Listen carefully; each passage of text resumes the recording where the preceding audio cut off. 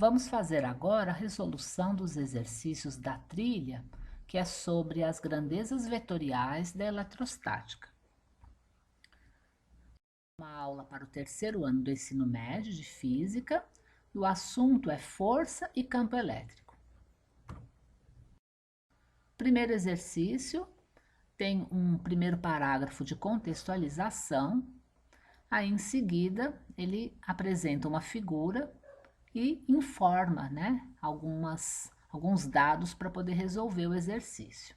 Ele diz que são duas cargas pontiformes, carga 1 e carga 2, que estão no vácuo e estão próximas, e mostra na figura as linhas de campo elétrico associadas a elas e também dois pontos onde estão os vetores E1 e E2 do campo elétrico. E aí diz o seguinte: a respeito dos sinais das cargas e dos módulos dos vetores campo elétrico, é correto afirmar que, bom, observando a imagem, nós vemos que para a carga Q1, as linhas de força estão se aproximando. Então, a gente tem as linhas de força convergindo, né, ali na carga Q1 e, por outro lado, na carga Q2, as linhas estão se afastando.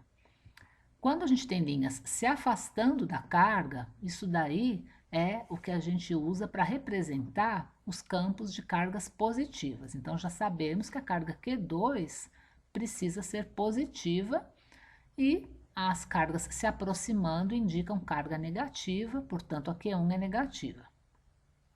Agora, como que nós vamos saber qual dos dois campos é mais intenso? Então, a gente precisa lembrar o seguinte, que quando a gente representa campo elétrico, os locais onde a concentração de linhas de forças é maior, a gente vai estar representando como campo mais intenso, e os locais onde a concentração de linhas de força já é menor, já são os locais onde o campo é menos intenso. E no caso aí do desenho, o campo 1 está num local que tem uma quantidade menor de linhas de força, né? Elas estão mais espaçadas, menos concentradas na região do ponto 1, e na região do ponto 2, elas estão mais próximas, mais concentradas.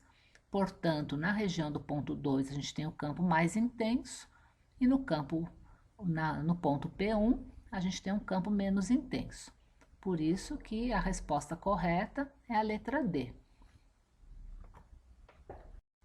O exercício 2 vai colocar para a gente três afirmações, né? E ele pede que, utilizando os conhecimentos de eletrostática, a gente analise, né, quais dessas afirmações estão corretas. A primeira diz que pode existir campo elétrico sem que exista força elétrica. Isso é verdade, porque basta existir uma única carga elétrica para que em torno dela exista campo elétrico. Mas para que exista força elétrica, é necessário que exista pelo menos duas cargas, né? E então pode sim haver o campo e não haver força. A segunda afirmação diz que sempre que houver uma carga elétrica, esta sofrerá a ação da força elétrica. Isso já está errado, porque para haver a força é necessário a interação entre pelo menos duas cargas, e se no caso a gente tem uma única carga, não vai ter como ela fazer essa interação. Então, portanto, não vai ter força elétrica, então a 2 está errada. A 3 diz assim: uma carga elétrica não sofre ação da força elétrica se o campo nesse local for nulo. Essa está correta. O campo nulo significa que não tem naquela região nenhuma carga elétrica, né? Então aquela região não tem campo. Se você colocar nessa região que não tem campo uma carga, ela não vai ter nenhuma carga nessa região para ela poder interagir. E se ela não tiver interação com outras cargas, ela não tem força, não vai existir sobre ela uma força, né? Então, está correto, né? Ela não vai sofrer força se ela estiver num local onde o campo é zero. Então, portanto, a única que estava errada era a segunda afirmação, a alternativa certa é a letra C. Agora o exercício 3. Mostra também um gráfico diz que dois corpos eletrizados, com cargas mais Q e menos Q, são colocados sobre o eixo X, nas posições mais X e menos X, e uma carga de prova, menos Qzinho, é colocada sobre o eixo Y, na posição mais Y, como mostra a imagem. E ele quer saber a força eletrostática resultante sobre a carga de prova. Então, para a gente poder fazer esse exercício, a gente vai precisar pegar essa imagem e desenhar na imagem as forças que estão atuando sobre a carga de prova, para que a gente, né, consiga fazer a análise e verificar qual é a direção e o sentido da força resultante sobre ela. Então, eu desenhei aqui de azul a interação entre a carga de prova e a carga menos Qzão. Como ambas são negativas, a interação entre elas é uma interação de repulsão. Uma está empurrando a outra, né? Se afastando uma da outra. Então, a gente utiliza setinhas azuis aí para indicar essa repulsão. Agora, a interação da carga de prova com a carga mais Qzão é uma interação de atração, porque elas têm sinais opostos, então uma está atraindo a outra. Eu representei aí com as setinhas vermelhas, então. Bom, o que acontece com a carga de prova? Ela é puxada pela carga mais Qzão e é empurrada pela carga menos Qzão.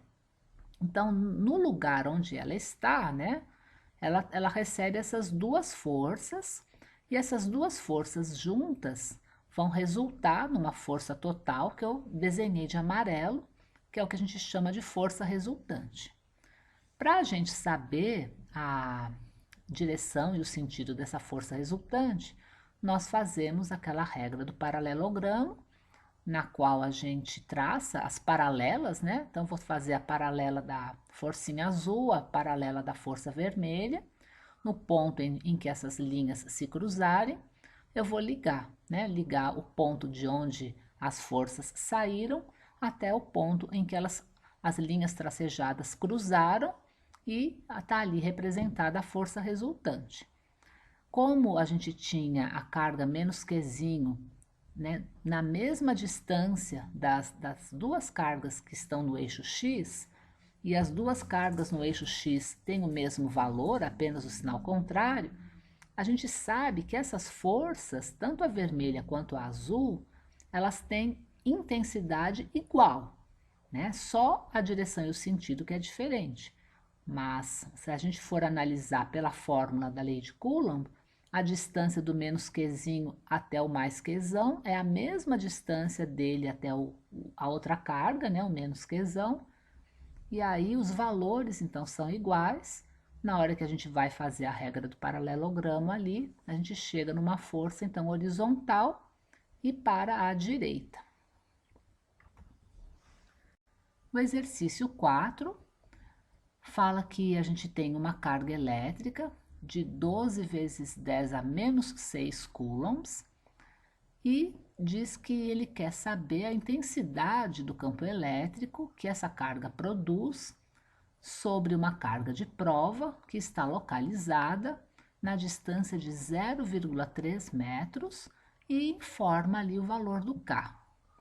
Esse valor não é o valor que nós estamos acostumados a ver nos exercícios, né? A gente está acostumado com o exercício, com o valor do K, que é no vácuo, né? Mas esse daí é um outro valor, então a gente vai entender que essas cargas não estão no vácuo e por isso que o valor é diferente. A gente tem então aqui a fórmula, né, que nós vamos usar para calcular o campo elétrico. Vamos substituir então esse valor de K, substituir também o valor da carga que ele deu ali, 12 vezes 10 a menos 6, e a distância ao quadrado, né? 0,3 metro, é a mesma coisa que 3 vezes 10 a menos 1. Então, a gente coloca ali.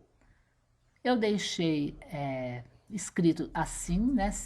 Para poder a gente ver que tem 9 em cima e 9 embaixo, que a gente pode cancelar. O que vai sobrar ali, então, é 12 vezes 10 a menos 10. Colocando em notação científica, a gente fica com 1,2 vezes 10 a menos 9 newtons por coulomb. Corresponde ali à letra A. O exercício 5, nós temos então duas cargas, Q1 e Q2, que quando separadas a uma distância R uma da outra, tem uma intensidade da força de interação igual a F. E ele fala assim: se as duas cargas forem duplicadas e a distância entre elas for reduzida à metade, a intensidade da força de interação entre elas será igual a... Então, a gente vai lembrar da lei de Coulomb. Então, a gente tem o quê? Para calcular a força, multiplicamos a constante, as duas cargas, e dividimos pela distância entre elas ao quadrado. Então, nós vamos imaginar que a gente tem aqui essa força para as cargas Q1 e Q2, né? Na distância, aqui ele tinha colocado R, eu acabei colocando D, né? Mas para essa distância inicial que elas estavam, então a gente tem esse valor aqui de força. O segundo valor de força, para a gente poder calcular, a gente vai ter que levar em consideração que as cargas foram duplicadas. Então, no lugar de Q1 e Q2, nós vamos colocar 2Q1 e 2Q2. Além disso, ele diz que a distância entre elas foi reduzida à metade. Então, essa distância que inicialmente era D, agora é D dividido por 2. A gente vai organizar aqui essas informações. O 2 vezes o 2 aqui no numerador vai ficar 4. E a distância sobre 2 ao quadrado vai dar distância ao quadrado dividido por 4 aqui no denominador. Passando essa fração que está no denominador multiplicando invertida, a gente chega à conclusão que essa nova força vai ser de 16 vezes o K vezes o Q1 vezes o Q2 dividido pela distância ao quadrado. Acontece que K vezes Q1 vezes Q2 dividido por distância ao quadrado é o valor que a gente tinha originalmente, que é o valor da força F inicial. Isso daqui, então, a gente pode dizer que a força 2 vai ser 16 vezes o valor inicial, que era o valor de F. E, então, a alternativa correta aqui é a letra E. Agora, no exercício 6, ele diz o seguinte: a eletrostática estuda as propriedades e o comportamento de cargas elétricas em repouso, bem como os fenômenos do equilíbrio da eletricidade nos corpos que, de alguma forma, se tornam carregados de carga elétrica ou eletrizados. O fenômeno eletrostático mais antigo conhecido é aquele que ocorre quando o âmbar, elétron em grego, é atritado, adquirindo a propriedade de atrair corpos leves. Considere a situação em que duas esferas metálicas de mesmo raio e eletrizadas com cargas mais Q mais 3Q, separadas por uma distância D de centro a centro, se repelem com uma força de natureza elétrica cuja intensidade é F.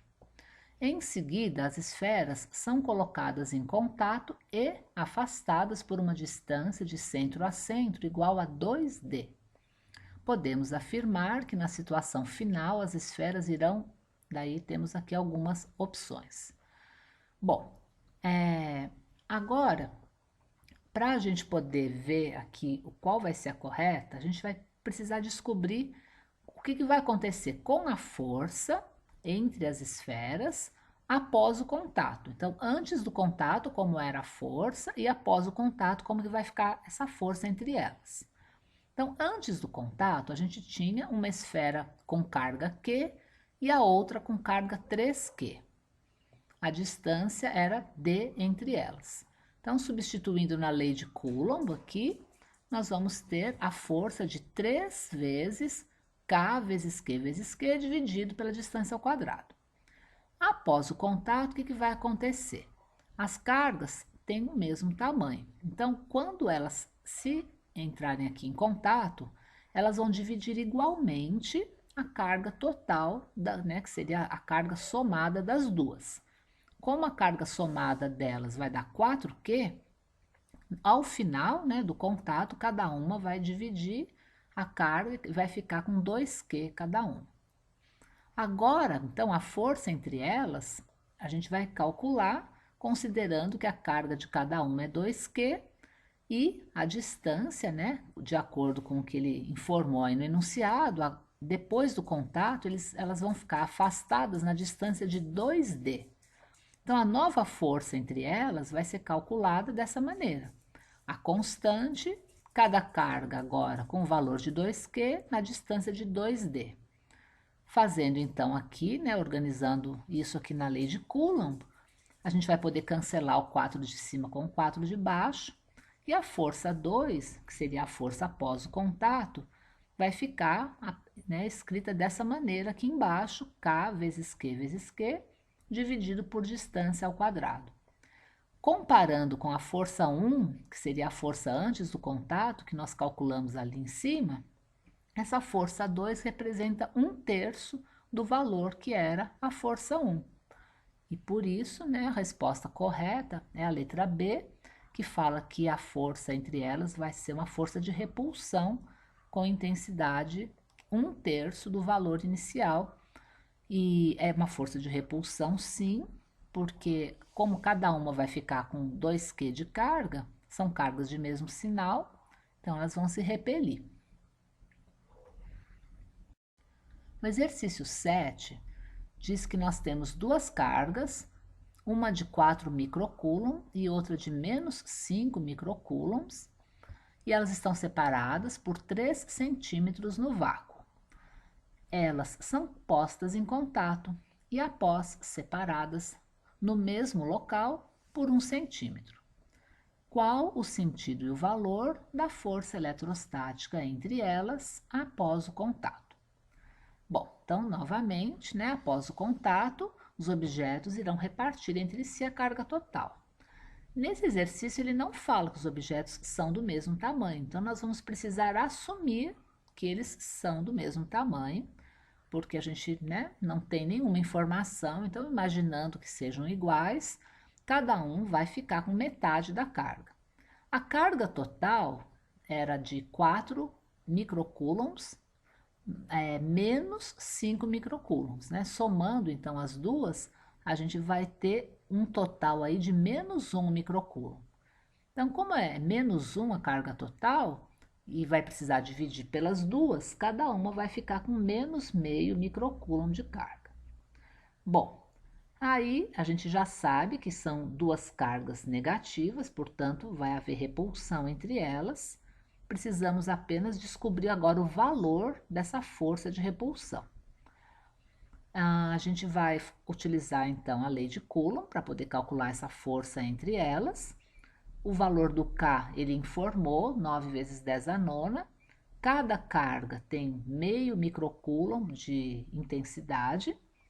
Lembrando que micro quer dizer 10 elevado a menos 6. Então, cada valor de Q, a gente vai colocar lá meio vezes 10 a menos 6. A distância que elas vão ficar após o contato, ele disse que era 1 centímetro. Lembrando também que 1 centímetro é 1 centésimo de metro, então a gente precisa usar o metro, Então a gente vai colocar 10 a menos 2, que é o centésimo, elevado ao quadrado. Fazendo os cálculos aqui direitinho, vamos chegar no denominador no valor de 225 vezes 10 elevado a menos 5, e isso no numerador. E no denominador, a gente vai ter 10 elevado a menos 4, dividindo ali, lembrando que divisão de potência, a gente mantém a base e faz o expoente de cima menos o de baixo. Chegamos na resposta de força igual a 22,5 newtons, uma força de repulsão que nós já sabíamos, E aí, resposta correta na letra E. O exercício 8 apresenta uma imagem e fala que a soma da carga A com a carga B é necessariamente um número e dá algumas aí opções para a gente. Olhando a imagem, nós vemos que a carga A apresenta linhas de força se afastando dela e a carga B, linhas de força convergindo para ela, né? Se aproximando dela. Bom, então nós já sabemos, né, por essa imagem, que a carga A é positiva e a carga B é negativa. Agora, né, como que a gente vai descobrir aí essas outras coisas? Não dá para saber se o número é par ou ímpar ou inteiro, isso não tem como saber. Mas a gente pode observar o seguinte: se a carga A é positiva e perto dela a gente vê ali uma concentração grande de linhas de força, isso significa que essa carga A é bastante intensa. Então, o fato de haver muitas linhas de força ali próximas, né, ali concentradas em torno da carga A, traz essa informação de que ela é uma carga intensa. Na carga B, a gente não vê tantas linhas assim. Então, indica para a gente que a carga B deve ser um pouquinho mais fraca que a carga A. Como a carga A é positiva, a hora que a gente for fazer a soma das duas, se a carga que é positiva é mais intensa, o valor total da soma, né, vai ser um valor positivo. Então, por isso, né, a gente vai escolher ali a alternativa D, que diz que essa soma é positiva. Agora, no exercício 9, ele diz que dois condutores idênticos de 1 grama são carregados igualmente e mantidos separados por 2 centímetros. Quando soltos, eles aceleram a 225 metros por segundo ao quadrado. Qual é o valor absoluto da carga dos condutores? Adote K como 9 vezes 10 a nona unidades do Sistema Internacional. Bom, então nós temos lá dois objetos, cada um tem 1 grama de massa e, né, eles são carregados e estão numa distância aí de 2 centímetros. Aí eles vão acelerar a hora que a gente soltar. Os dois, eles vão ter essa aceleração aí. Como que a gente vai descobrir o valor dessa carga, né? Então é o seguinte, falou de aceleração, a gente tem que lembrar imediatamente de força resultante. Então a aceleração só existe quando tem força resultante. Que força que vai ser a força resultante nessa situação que ele colocou para a gente? É a força elétrica, tá? Então a força elétrica vai ser a força resultante. Então a gente pode igualar, né, a lei de Coulomb, que é a expressão do cálculo da força elétrica, podemos igualar com a segunda lei de Newton, né, que é a lei da resultante das forças. Bom, aí olha só, o valor do K nós já conhecemos, os valores das cargas nós não sabemos. Sabemos que são idênticas, porque ele diz que são objetos idênticos, né, de mesma massa e tudo, mas não sabemos ainda o valor, é o que nós queremos descobrir. A distância está em centímetros, a gente vai passar para metros e nós já conhecemos então a massa.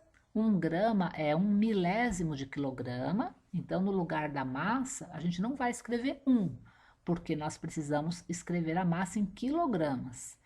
Então, ao invés de 1, a gente vai colocar 0,001 quilograma e a aceleração já está na unidade correta, podemos deixar 225.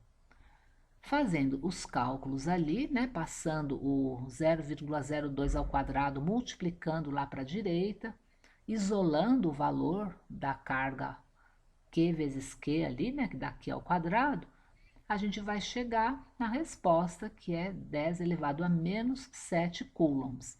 Então, é uma questão assim, que exige que a pessoa preste bastante atenção nas unidades, né, e faça os cálculos também com calma, para não errar nada, mas não é um exercício complicado demais, né, exige mais atenção mesmo. Agora, o exercício 10 já é um pouquinho mais complicado, né? Então, o que ele fala aqui? Olha, tem uma imagem, é um quadrado formado por cargas elétricas nos vértices e, né, ele diz o seguinte, que as cargas Q situadas nos vértices A, B e C estão fixadas, enquanto a carga Qzinho é livre para se movimentar quando colocada no vértice D a partir do repouso. O K é a constante eletrostática no vácuo e pede para que vocês assinalem a afirmativa que contém a resposta correta para o módulo da força resultante sobre a carga Qzinho. Então, a carga Qzinho, ela está interagindo com 3 outras cargas que tem na mesma região, né? E aí eu representei nessa imagem aqui ao lado como é a interação, então, do Qzinho com cada uma dessas 3 cargas. Então, nós temos a carga que está no ponto C, interagindo ali, né, com o Qzinho, representado de cor de rosa. A interação com a carga no ponto A, eu fiz de verde. E a interação com a carga que está no ponto B, fiz de amarelo. São todas cargas do mesmo valor, né? Então, são todas forças de repulsão que a gente vai ter aí. Então, são todas cargas, ele não falou se é positiva ou negativa, mas elas são todas do mesmo valor. Bom, como que nós vamos descobrir essa força resultante se a gente tem tantas forças, né, ao mesmo tempo agindo aí? Como que nós vamos calcular essa resultante das forças? Bom, a gente vai ter que fazer por partes. Então, a gente vai observar o seguinte: tanto a força verde quanto a força cor-de-rosa, elas têm o mesmo valor. Por que que a gente sabe disso? Porque a carga Q vai interagir com a carga Qzão, né? Vamos pensar na força verde primeiro. A distância entre o Qzinho e o Qzão é D e a intensidade das cargas é Qzinho e Qzão. Quando a gente vai analisar a força cor-de-rosa, a distância também é D entre elas e as cargas que estão interagindo também têm os mesmos valores, Qzinho e Qzão. De forma que a intensidade da força que vai ter entre a carga que está em D e C e entre a carga que está em D e A vão ser iguais, né? Então, essa força rosa e essa força verde vão ser do mesmo valor, né? Só a direção e sentido que é diferente. A força amarela já vai ter a distância, né, entre a carga Qzinho e a carga que está na posição B já é um pouquinho maior. Então, essa força amarela já não tem o mesmo valor que teria a rosa e a verde. Para a gente começar, então, a calcular a resultante, eu vou começar calculando a resultante entre a verde e a rosa primeiro. Então, elas são forças que são perpendiculares entre si. Nós podemos utilizar o teorema de Pitágoras para calcular a resultante, né?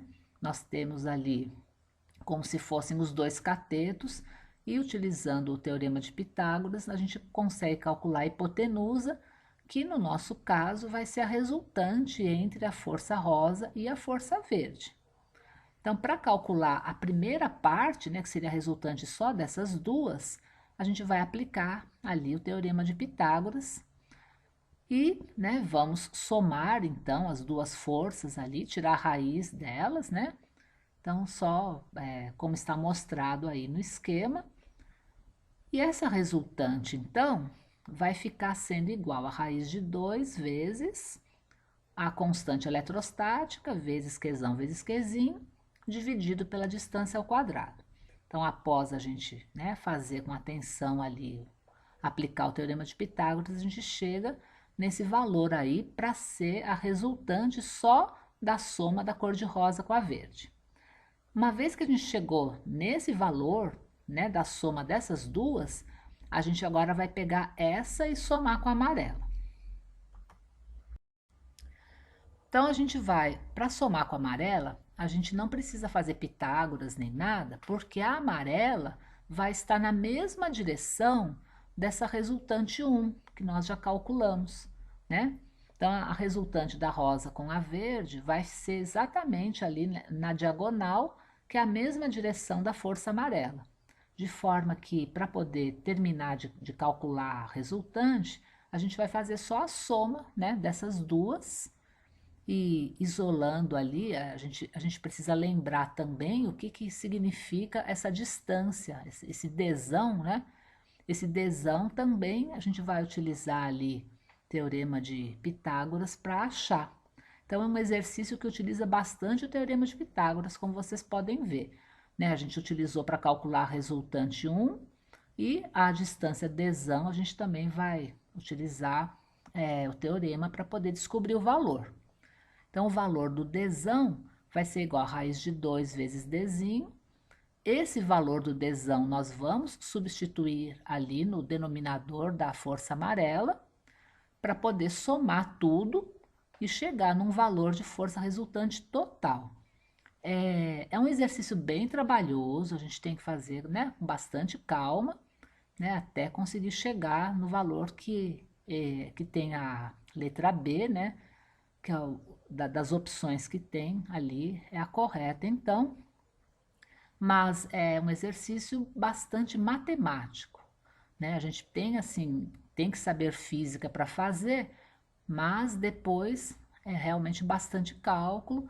Não são cálculos complexos, mas são cálculos trabalhosos, né? Então a gente observa ali bastante trabalho mesmo para poder chegar na alternativa B. Agora, o exercício 11 fala que tem uma carga de 16 nanocoulomb. Nano quer dizer 10 elevado a menos 9.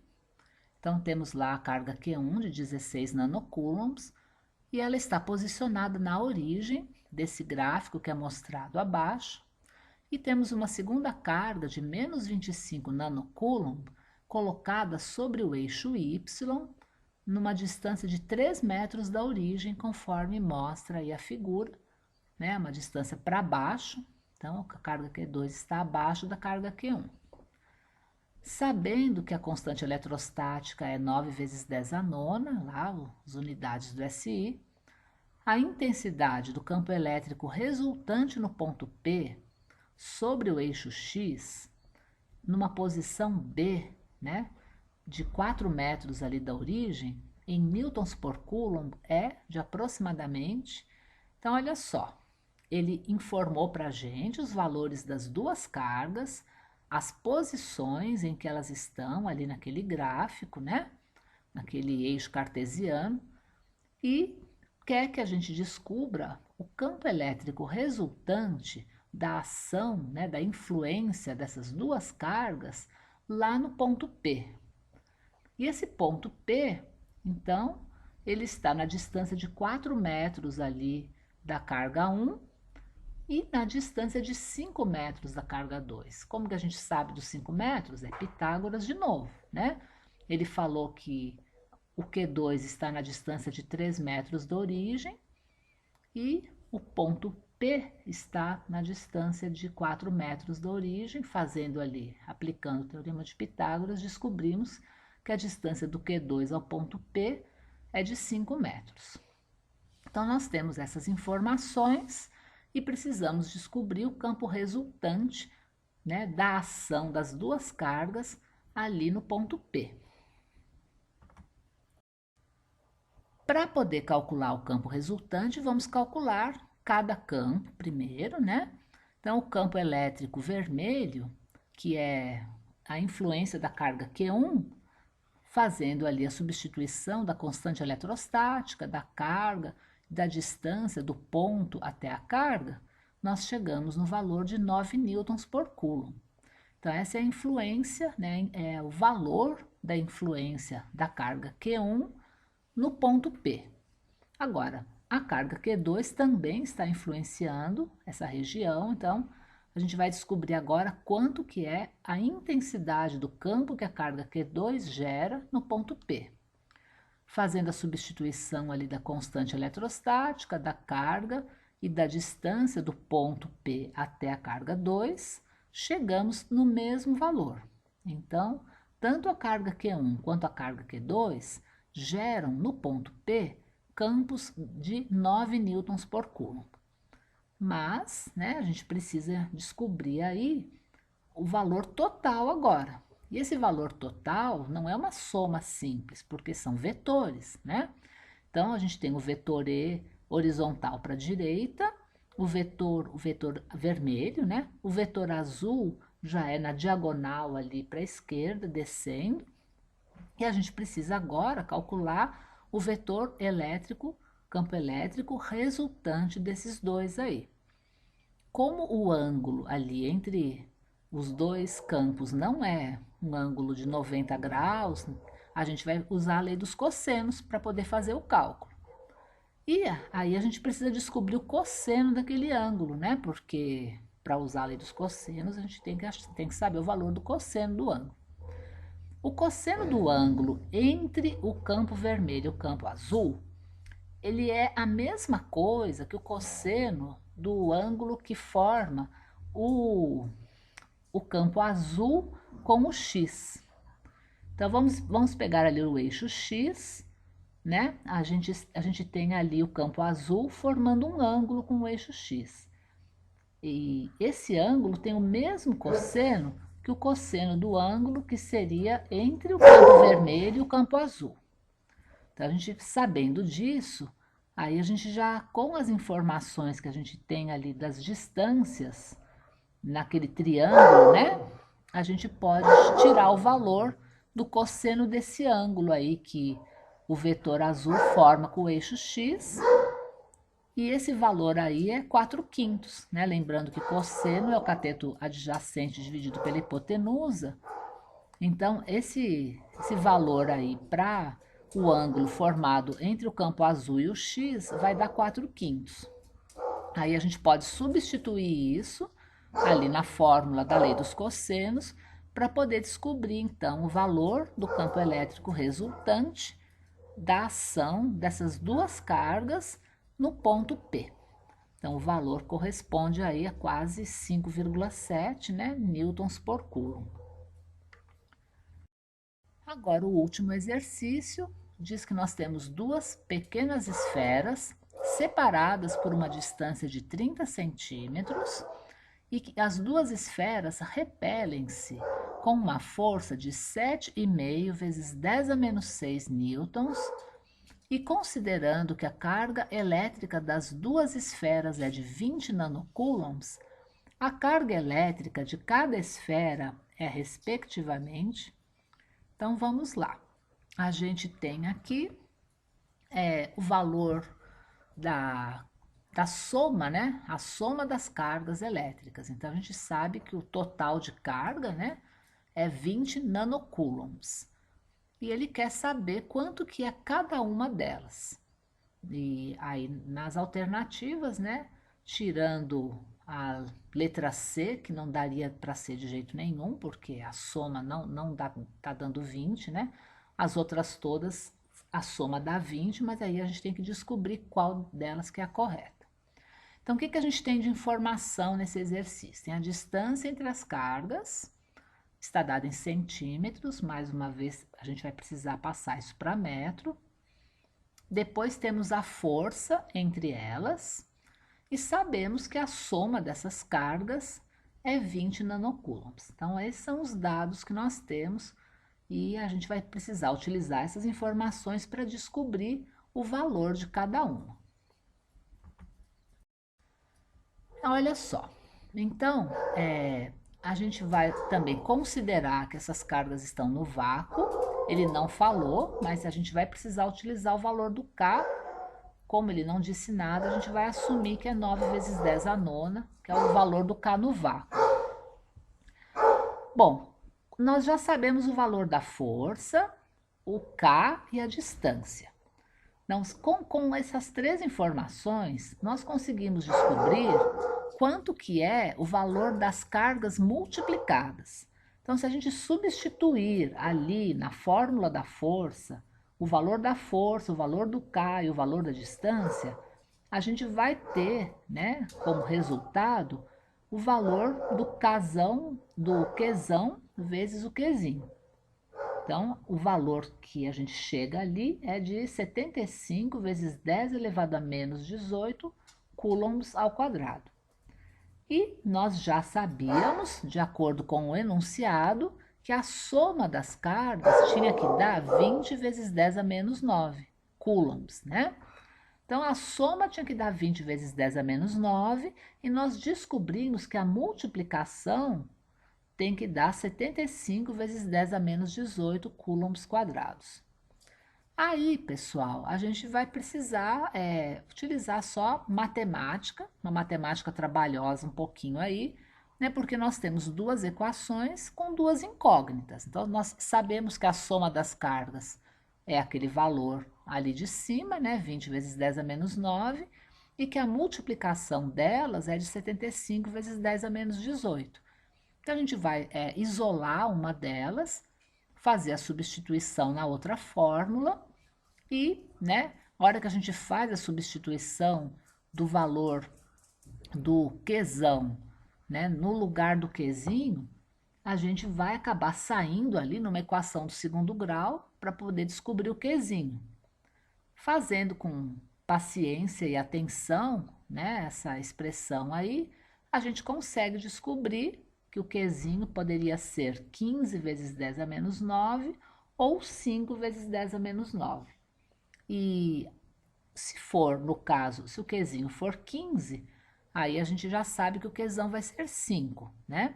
E se o Qzinho for 5, a gente também já sabe que o Qzão tem que ser 15, porque a soma dos dois precisa dar 20 vezes 10 a menos 9, né? Então, assim, também é um exercício bastante trabalhoso, um exercício que exige da pessoa, assim, paciência, atenção e conhecimento de matemática básica, mas, né, depois, assim, de bastante continho, a gente chega aí na resposta.